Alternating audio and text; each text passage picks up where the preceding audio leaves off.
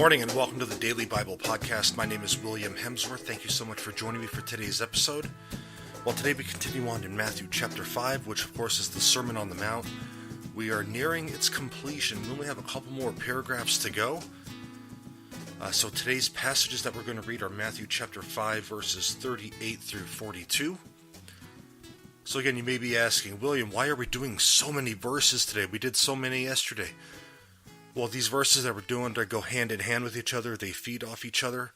And just in the spirit of continuity and to make sure the correct message is being given, I want to go ahead and make this exception to our 1 to 2 verse daily rule.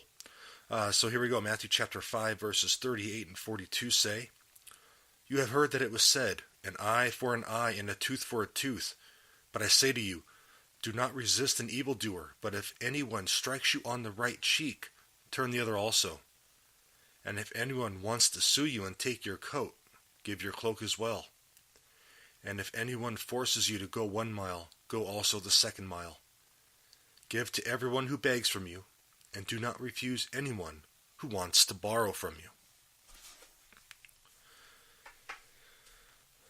So as is a common theme in Scripture, we need to be able to understand the context in which these verses were written.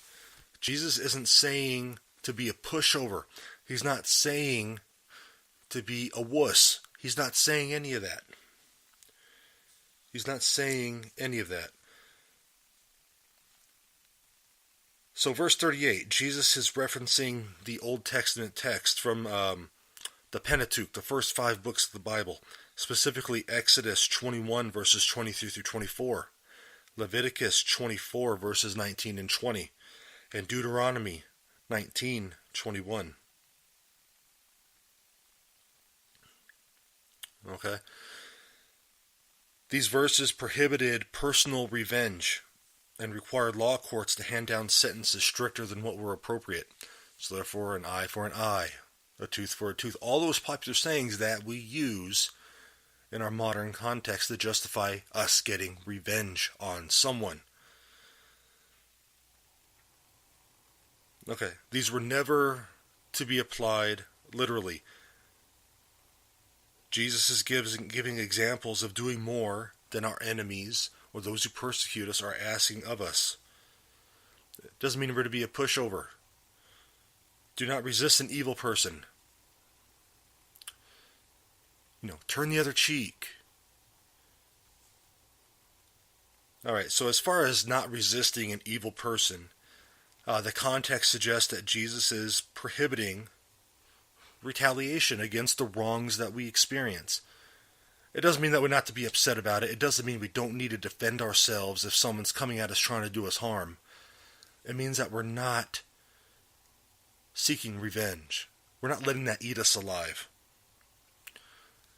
And when he says, if someone slaps you on the cheek, a slap by a person in the ancient times who was right-handed was considered backhanded. It was considered a backhanded blow. It was an insult in Jewish times from a superior to a subordinate.